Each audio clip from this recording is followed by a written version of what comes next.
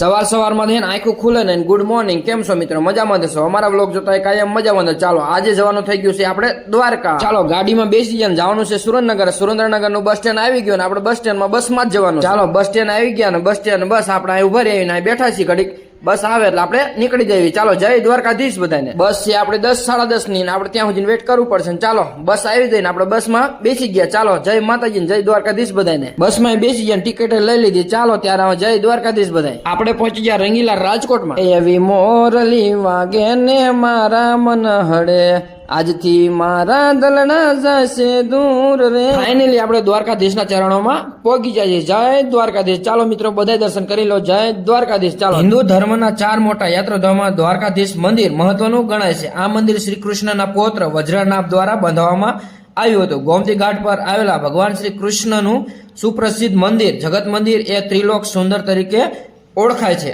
આ ઉપરાંત દ્વારકાનું મોક્ષ નગરી તરીકે પણ ઓળખવામાં આવે છે. 7 મોક્ષદાયી નગરીમાં પણ દ્વારકાનો સમાવેશ થાય છે. આશરે 13મી સદીમાં બંધાયેલા નવા દ્વારકા નગરમાં નવું દ્વારકાધીશનું મંદિર 52 મીટર ઊંચાઈ 5 માળ ધરાવે છે. તેમજ મંદિરનું ગર્ભગૃહ 7 માળનું છે. આ મંદિર 60 સ્તંભો આવેલા છે. આ મંદિર ચાલુક્ય શૈલીમાં બંધાયેલું છે.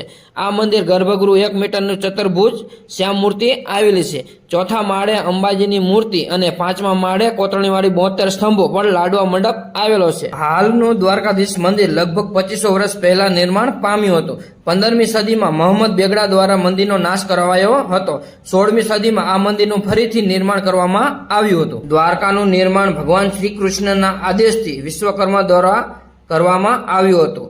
શ્રી કૃષ્ણએ વસાવેલી દ્વારકા સમુદ્રમાં ડૂબી ગયા પછી 5 વખત નિર્માણ થઈ અને ડૂબી ગઈ. તેમજ હાલની દ્વારકા 7મી વાર બનાવવામાં આવી છે. જય દ્વારકાધીશ. ભગવાન શ્રી કૃષ્ણ 7વા કુળના ચંદ્રવંશી યાદવ હતા. મનુથી ગણીએ તો શ્રી કૃષ્ણ 61માં પુરુષ ગણાય છે.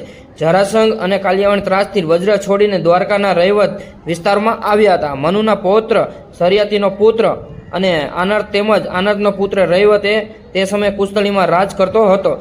રૈવતે શ્રી કૃષ્ણને હાર આપી અને ચંદ્રવંશી યાદવોની સત્તા સ્થાપી. શ્રી કૃષ્ણનું સમારકામ કરાવીને તેમજ દ્વારવતી કે દ્વારકા નામ આપ્યું. દેવભૂમિ દ્વારકા નગરી પૌરાણિક સમયમાં દ્વારવતી અથવા કુસ્તળી તરીકે ઓળખાતી હતી.